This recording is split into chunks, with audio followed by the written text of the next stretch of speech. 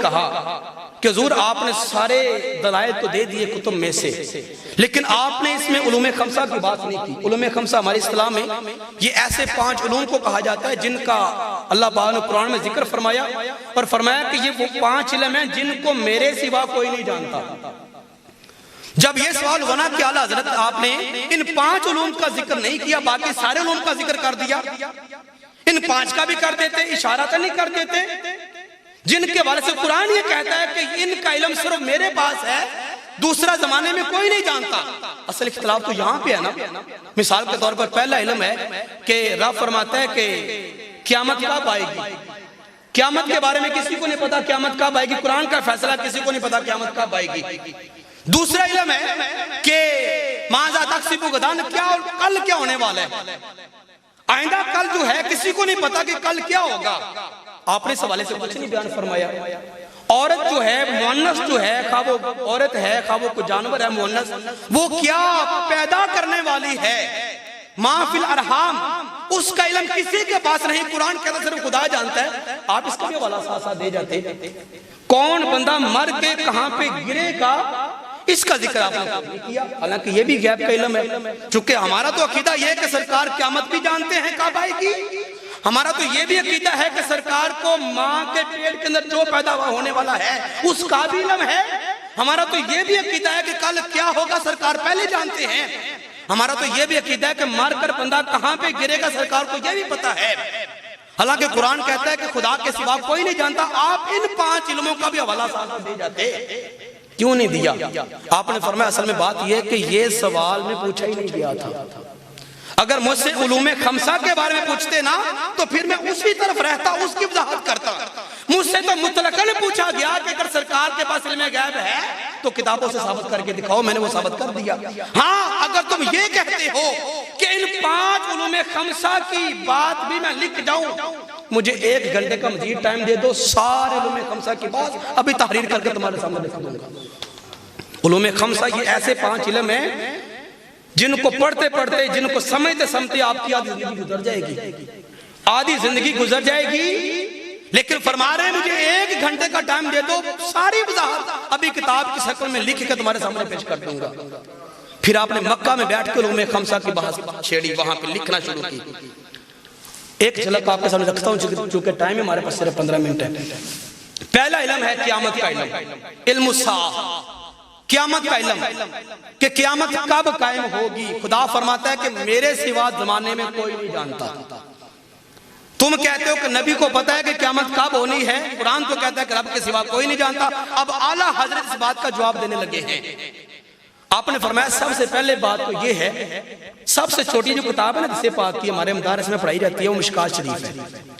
मिशकात छोटी समराद यानी कि सबसे बाद में लिखी हुई और तखलीस है दीगर कुतब की, उनसे निचोड़ लिया गया है, उनसे कुछ माखज लेके किताब शक्ल दी गई जिसको मिशकात शरीफ कहते हैं। सबसे छोटी किताब हदीस पाक की मिशकात शरीफ है और हदीस पाक में सबसे बड़ी जो किताब है वो बुखारी शरीफ है। ठीक है ना? सफात की मैं बात नहीं कर रहा, मैं सफात की बात नहीं कर रहा, मैं जामइयत की बात कर रहा हूं। और वो 8 अबवाब जिनकी वजह से दीन मुकम्मल होता है उनकी तकमील की बात कर रहा हूं। चूंकि बुखारी शरीफ में उन 8 अबवाब को पर इमाम बुखारी ने हदीस पेश की हैं, इसलिए उस किताब को जामे किताब कहा जाता है। दीगर में सब का जिक्र नहीं है, इक्का दुक्का सब को उन्होंने अपने अपने हवाले दिए। तो सबसे छोटी किताब मिशकात शरीफ। आपने फरमाया मोहतरिस तुझे मिशकात शरीफ नहीं आती? मिशकात शरीफ में अलामातुस्साअ मौजूद हैं, क़यामत की निशानियां मौजूद हैं। उन निशानियों को पढ़ के देखो। सरकार ने क्या क्या फरमाया। जिब्रील ने पूछा कि या रसूलल्लाह बताओ या रसूलल्लाह बताओ कि क़यामत कब आएगी, क़यामत कब आएगी? तो सरकार ने फरमाया मल मसऊल अन्हु आलम बिही, जितना सवाली से पूछा जा रहा है उतना सवाल करने वाले के पास भी इल्म है। उसने फिर कहा कि या रसूलल्लाह मुझे क़यामत की निशानियां बताएं। तो सरकार ने फरमाया क़यामत की निशानियां ये हैं कि पहली निशानी ये होगी कि तालिदुल आमतु रब्बतहा, लौंडी अपने आका को पैदा करेगी, औरत अपने हुक्मरान को पैदा करेगी। मतलब ये है कि औलाद ऐसी आ जाएगी पैदा होकर जो अपने माँ बाप को हुक्मरानियां करेगी। माँ बाप के ऊपर हुक्म चलाएगी, तो आज क़यामत की निशानी पूरी हो रही है कि नहीं हो रही? सरकार ने फरमाया था, ये मक्का के बद्दू, ये मदीना के बद्दू, जिनको अपनी जात का भी तारफ कोई नहीं, खुदा तो जात बहुत बड़ी है, ये मदीना के बद्दू, खालिक के कायनात, ये आज नंगे कदमों वाले, बड़ा गंदा जिस्म और बालों वाले, इनको खालिक के कायनात इतना माल दे देगा, इनके पास इतनी दौलत आ जाएगी, इतनी बड़ी बड़ी इमारतें बनाएंगे और छत पे खड़े होकर दूसरे से कहेंगे मेरे पास देखो कितना माल है, तुम्हारे पास इतना है। ये उस वक्त की बात है जब लोगों के पास घर भी नहीं होते थे। आज सऊदीया जाकर देख के जितनी इमारतें वहां पे हैं, दुबई में हैं, दुनिया के किसी खित्ते में है ही कोई नहीं। किसने फरमाया? सरकार ने फरमाया। कौन फरमा के जा रहा है? सरकार। तुम कहते हो सरकार को क़यामत का इल्म कोई नहीं, तो सरकार फरमा रहे हैं अरे ये तो कुर्बे क़यामत की निशानियां हैं।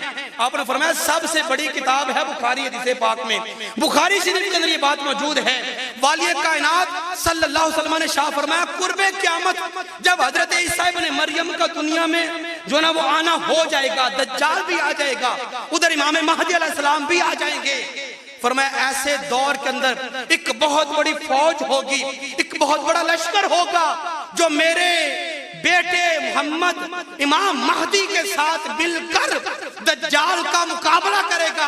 फरमाया वो लश्कर जो कुर्बे क़यामत निकलेगा, बेटे इमाम महदी का साथ देगा और जाकर दज्जाल का मुकाबला करेगा। फरमाया बड़ा कसीर मिकदार में होगा, बड़ी वसी मिकदार में होगा। फरमाया मैं मोहम्मद आज मदीना में रहकर उस लश्कर के हर एक बंदे का, उसके बाप का नाम भी जानता हूं, जिन घोड़ों के ऊपर वो सवार है उन घोड़ों के रंगों का भी इल्म आज मुझे खुदा ने अता फरमा दिया है। तुम कहते हो मुझे क़यामत का इल्म कोई नहीं, तो जो लश्कर क़यामत से पहले निकलेगा उस लश्कर के जो अफराद होंगे मैं उनके नाम भी जानता हूं, उनके बापों के नाम भी जानता हूं, जिन घोड़ों के ऊपर सवार होंगे घोड़ों के रंगों का इल्म भी मुझे मालूम है। तो फरमाया मिशकात से लेकर बुखारी तक हर एक किताब के अंदर अलामातुल साआ मौजूद हैं, क़यामत की निशानियां मौजूद हैं। निशानी कौन बताता है? निशानी वही बताता है जिसे हकीकत का इल्म होता है। निशानी वही बताता है जिसे हकीकत का इल्म होता है। तो सरकार को खालिक के कायनात ने क़यामत के एक एक लम्हे का इल्म अता फरमा दिया। फरमाया क़यामत जब भी आएगी वो मुहर्रम के महीने में आएगी। कौन बता रहा है? सरकार फरमा रहे। कब आएगी? मुहर्रम के महीने में आएगी। और फरमाया चलो दिन भी बता दो। फरमाया जब तारीख की बात हुई तो फरमाया मुहर्रम का महीना होगा, गर्मी का मौसम होगा, और फरमाया मुहर्रम की 10 तारीख होगी। 10 तारीख होगी, महीना बता दिया, तारीख बता दी, फरमाया दिन भी बता दूं। फरमाया जब भी क़यामत आएगी 10 मुहर्रम होगा, 7 दिन जुमे का होगा। चलो फरमाया वक्त भी बता दूं। फरमाया क़यामत जब भी आएगी मुहर्रम के महीने में आएगी, 10 तारीख होगी, जुमे का दिन होगा, असर और मगरिब का दरमियानी वक्त, असर और मगरिब का दरमियानी वक्त होगा। कौन बता रहे? सरकार फरमा रहे।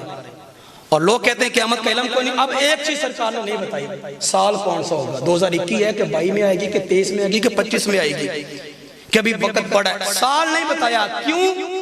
यहाँ पे रब ने कितमान का हुक्म दिया था। महबूब साल नहीं बताना, लोग तो फिर छुट्टी ले लेंगे, कहेंगे अभी बड़े साल पड़े हैं, बड़े साल पड़े हैं, जब क़यामत आएगी तो फिर देखा जाएगा। फरमाया सिर्फ साल नहीं बताना, बाकी सारा कुछ बता दा। जिसने सब कुछ बता दिया, अभी भी कहते हो सरकार को क़यामत का इल्म नहीं था। अरे वो जात जिसको खालिक के कायनात ने कायनात के जर्रे जर्रे का इल्म अता फरमाया है, और कायनात तो क्या, दुनिया तो क्या, क़यामत तो क्या, क़यामत के बाद जब लोग जन्नती जन्नत में चले जाएंगे, जहन्नमी जन्नत में चले जाएंगे। तिरमिज़ी में रिवायत मौजूद है, सरकार ने फरमाया मैं उस वक्त के हालात भी जानता हूं जब आखिरी बंदा जहन्नम से निकल रहा होगा और निकल के जन्नत में जा रहा होगा। ये हिसाबो किताब के बाद की बात है। आखिरी जन्नती जब जहन्नम से निकल के जन्नत जा रहा होगा, फरमाया मैं उस बंदे का नाम भी जानता हूं, उस बंदे के हवाल भी जानता हूं। फिर मुस्लिम ने बात फरमाई है, उसके हवाल सरकार ने बयान फरमाया वो कैसे कैसे निकलेगा। तो हजरत ज़ुल्फ़िकार सरकार की ये पैरा कौन दे रहा सरकार की जात के ऊपर? अशाह अहमद रज़ा का फ़ाज़िल बरेलवी। ऐसे दौर में सरकार के नामूस का, इज्जत का और आपकी जात का जिस शख्स ने पहरा दिया, उस शख्स को अशाह अहमद रज़ा का फ़ाज़िल बरेलवी कहते हैं। और ये हमारी पहचान है। अहले सुन्नत व जमात की बात याद रख लें, हमारी पहचान है, इनके बगैर हमारी पहचान मुकम्मल नहीं होती। और